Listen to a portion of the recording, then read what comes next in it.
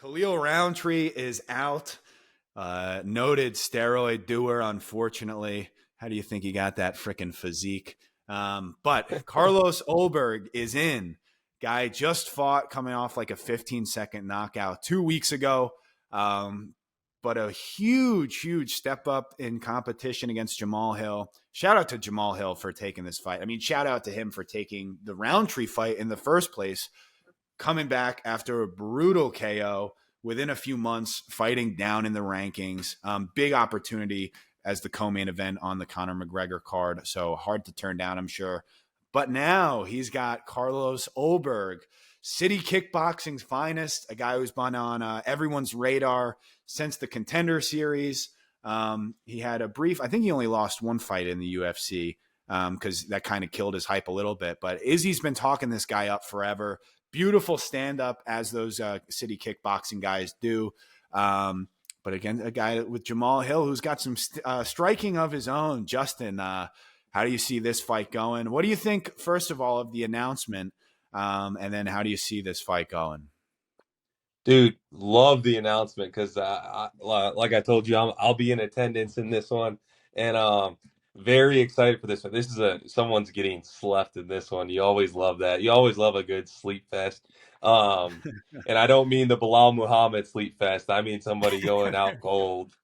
Um, so, so yeah, I'm very excited for this fight. Like you said, dude, if we're just gonna go off pure striking, I think Goldberg's got the upper hand in this one, to be honest. But we've kind of seen him and it was early in his UFC career, but if he doesn't get the knockout early and it turns into a dogfight with Jahmal Hill, how does this fight go? I'm interested to see that.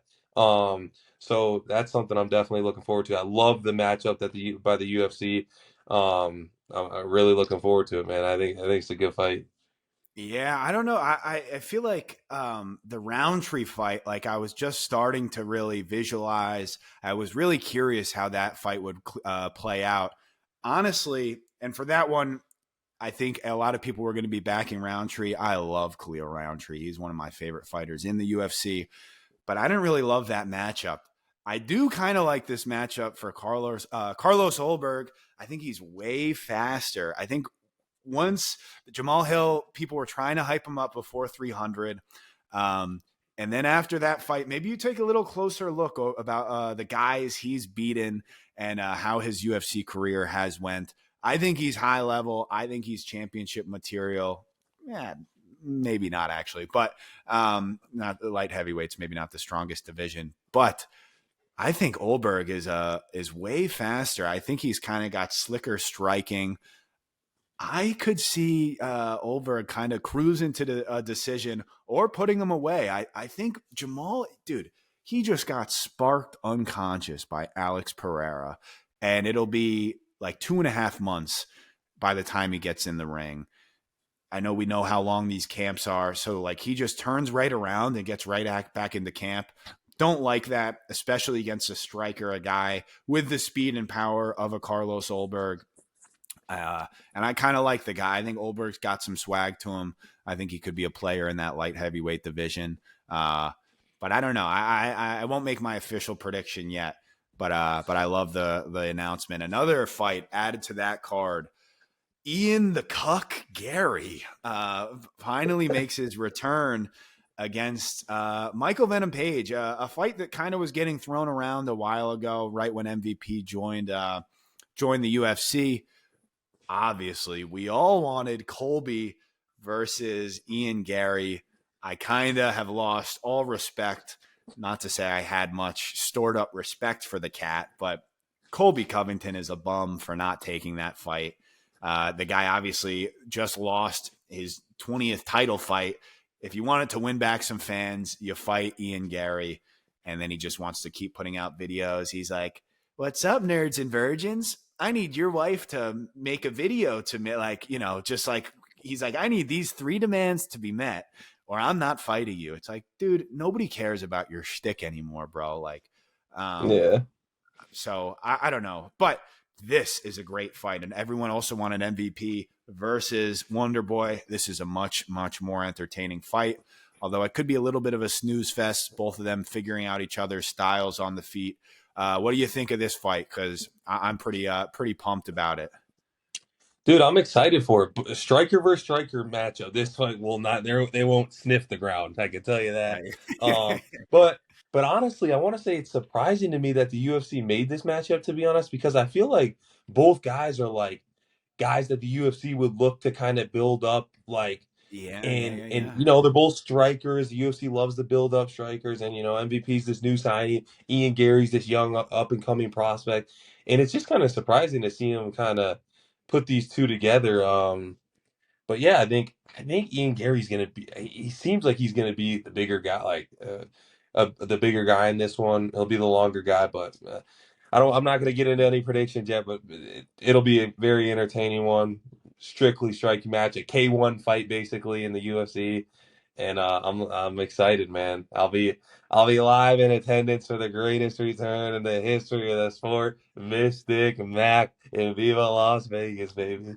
Well, let's finish out real quick talking about that. UFC just announced in a couple days, right after 302, they'll be heading to Dublin, Ireland to start the press tour for the return, the greatest return in the history of combat sports, none other, the return of the Mac, Mystic Mac, coming back at the end of June to fight Michael Chandler. Long awaited. This has been a fight that's been talked about for years. Chandler waited on the sideline for Conor's return. How do you see like what are our thoughts a couple weeks out from that fight? I know you're going to be there. What do you think this press conference is going to look like? Because it's funny, like we forget with Conor, no belts on the line. I mean, it could be a number one contender fight, low key. So I guess it is very important. But he said he's not going to talk shit. Do we believe this guy? I don't really believe that, because then the next day he said, Marty Usman, who the fuck is that? They're both bums. Him and Volkanovski. Like, so again, I don't see him really not talking smack, but who knows? How we feeling about a month out from the date? Yeah, I mean, the last time he went into the press conference with Poirier, he was kind of, acting as if it was going to be good terms and things, and that flipped real quick. He's a Your showman when he wife gets is your husband. he's a showman when he gets in front of the fans. He's gonna put on a show. I think it's a smart idea by the UFC to make the press conference just because Conor's been out of the sport, like we've said, for the past 3 years. Well, yeah, I think it'll definitely give them some clips to get all over social media. Some just animosity and some big entertainment before the fight. Really looking forward to the press conference just to see Conor and the in front of all the fans in Ireland. Is it going to be as crazy as it was when he was about to fight Aldo? Is that how it's going to look? Definitely, definitely a good move by the UFC. And yeah, we see Conor kind of posting. He's partying, he's training.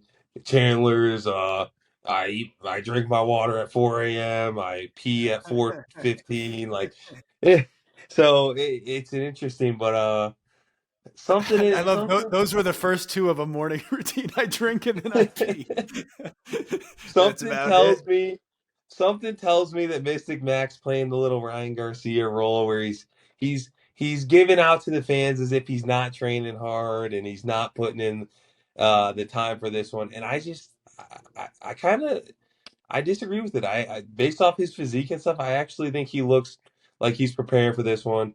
Again, is he the Connor of old? What's he gonna look like? Nobody knows, and that's what makes it so interesting. I don't know what the guy's gonna look like. He's been out of the sport for a long time, coming off a devastating injury. Yeah, so excited for that one a month out. We all know Mystic Mac brings, I mean, so much to the sport. He's changed the sport forever. I mean, what do you think about the press conference and all that stuff? Yeah, I mean, obviously you're going to go all out. It's funny, like they're marketing the return of Conor McGregor. You don't really know or care who he's fighting against. So I think Michael Chandler is about to get verbally abused by Conor and his, tens of thousands of Irish fans, and rightfully so, man. I like Chandler. Like, obviously, he's a likable guy. He's very much a cornball, but He's not really made for a McGregor press conference, right? Obviously, Conor is off the cuff, about as good as you and I, about as good as it comes, right? The guy can verbally abuse someone. He says he's not going to. Michael Chandler is going to be a sitting duck. The guy cannot talk shit to save his life. Every line that he's ever had that was decent, he was rehearsing in front of a mirror for half an hour, like I was right before we hop on a call. So I think him in Ireland is just going to be brutal. What could he possibly say? Like, I don't hate him for taking the fight. As we said, this is the money fight. This is the fight that you literally postpone your career for 3 years to take, right? And again, no shame on that. But like, you literally have no response. Anything McGregor, like, you do what you're told. Hey, and anything Conor says in front of that fan base is just it's Chandler's got the fans are gonna boo him every moment he speaks. I mean, Dude, it's going to be, oh my gosh. I'm going to play. You know the clip of Dana when they were doing the Mayweather press tour? yeah, The reigning, defending. That's gonna be great. But also even better, dude. Like you said, or Mike, whatever you said, he wakes up at 4, takes a piss. Those memes, it's the funniest thing I've ever seen. It's like push it to the limit playing, and it's like, because Chandler does these he's doing backflip med ball slams, which I don't even know, as a respected fitness professional, I don't even know what the benefit of something like that would be. It does look kind of cool, but it's just him doing the most absurd workouts, flipping tires, freaking pulling the sled, and then it's just Conor smoking and drinking and smoking, probably doing a little bit of something else as well. If you see that guy, he seems like he might be a little bit whacked out. But yeah, man, that's as good as it gets, bro. That is hysterical. I will be retweeting everything I see with, and then even they remember, dude, I kind of forgot about this. They coached the Ultimate Fighter, like, when that was, like, what, a year ago, longer than that. yeah. So again, I think Chandler has to buckle his seatbelt, because McGregor, it will be calling him all sorts of names. Hopefully, he doesn't bring up the adopted the adopted kids. Maybe a little bit of a touchy subject there, but nothing off limits for Mystic Mac. All right, well, that's a wrap. Always good times, brother. We'll get back on here soon to discuss the aftermath of 302. But all right, like, comment, subscribe, get on that TikTok, make that shit go stupid viral. All right, thanks for tuning in, and we'll see you again soon. All right, brother.